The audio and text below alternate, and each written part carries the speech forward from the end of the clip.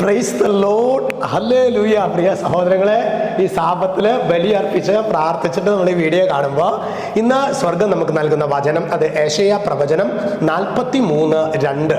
അവിടെ വചനം വെളിപ്പെടുത്താണ്: സമുദ്രത്തിലൂടെ കടന്നു പോകുമ്പോൾ ഞാൻ നിന്നോട് കൂടെ ഉണ്ടായിരിക്കും, നദികൾ കടക്കുമ്പോൾ അത് നിന്നെ മുക്കിക്കളയുകയില്ല, അഗ്നിയിലൂടെ നടന്നാലും നിനക്ക് പൊള്ളലേൽക്കുകയില്ല, ജ്വാല നിന്നെ ദഹിപ്പിക്കുകയുമില്ല.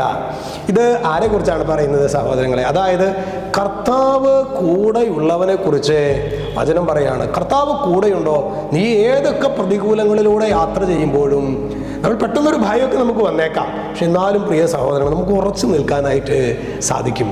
ഇന്ന് ശരിക്ക് ഈ ഒരു നമ്മൾ ക്രിസ്തുമസിലേക്ക് നമ്മൾ അടുത്തുകൊണ്ടിരിക്കുകയാണല്ലേ. 14 ഇനി നമുക്ക് ശരിക്കും 10 ദിവസം കഴിഞ്ഞ് 24 എന്ന് പറഞ്ഞാൽ ഓൾറെഡി ഇല്ല, 24 വൈകിട്ടാണ് നമുക്ക് പാതിര കുർബാനയൊക്കെ. അപ്പോൾ അതുകൊണ്ട് തന്നെ ഇനിയുള്ള ദിനങ്ങളിൽ കുറേ കൂടി ഒരു ഇൻറ്റൻസ് ആയ വിധത്തിൽ, കുറേ കൂടി തീക്ഷ്ണമായ വിധത്തിൽ നമുക്ക് നമ്മുടെ ഹൃദയത്തിൽ ഒരു വിശുദ്ധമായ ഒരു ഇടം, നമ്മുടെ ഈശോയ്ക്ക് പിറക്കാനായിട്ടുള്ള ഒരു വിശുദ്ധമായ ഇടം, അത് നമ്മൾ മാത്രം പരിശ്രമിച്ചിട്ട് കാര്യമില്ല. ഈശോയോട് പറയണം, ഈശോയെ ഞങ്ങളുടെ ജീവിതം കുറേ കൂടി ശുദ്ധമാക്കണം.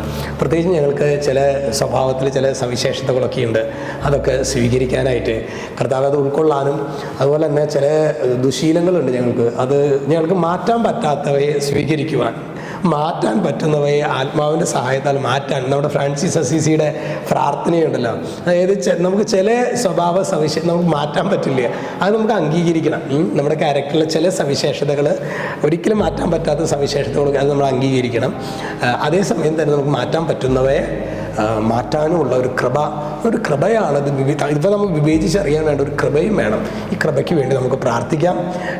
ദൈവം നമ്മുടെ കൂടെ ഉണ്ടെങ്കിൽ ഏത് പ്രതികൂലങ്ങളിലൂടെയും നമുക്ക് ഇന്നത്തെ ഈ വചനം നമുക്കൊന്ന് ആവർത്തിച്ച് പറയാൻ കിട്ടുന്നു. ആവർത്തിച്ച് ഒരു 2-3 തവണ പറഞ്ഞു കഴിഞ്ഞാൽ വലിയ സമുദ്രത്തിലൂടെ കടന്നു പോകുമ്പോൾ ഞാൻ നിന്നോട് കൂടെ ഉണ്ടായിരിക്കും, നദികൾ കടക്കുമ്പോൾ അത് നിന്നെ മുക്കിക്കളയുകയില്ല, അഗ്നിയിലൂടെ നടന്നാലും നിനക്ക് പൊള്ളലേൽക്കുകയില്ല.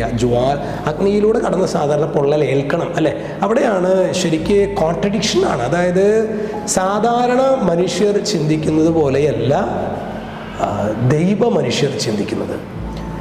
ദൈവത്തിൻ്റെ അരുളപ്പാട് അല്ലെങ്കിൽ ദൈവത്തെ കണ്ടുമുട്ടിയവർ ചിന്തിക്കുന്ന രീതി തികച്ചും വ്യത്യസ്തമായിരിക്കും. അതുകൊണ്ട് പ്രിയ സഹോദരങ്ങളെ, തമ്പുരാനെ കണ്ടുമുട്ടാനുള്ള ഒരു അവസരമാണ് നമ്മുടെ ഈ 25 നോമ്പ്, ക്രിസ്തുമസ്.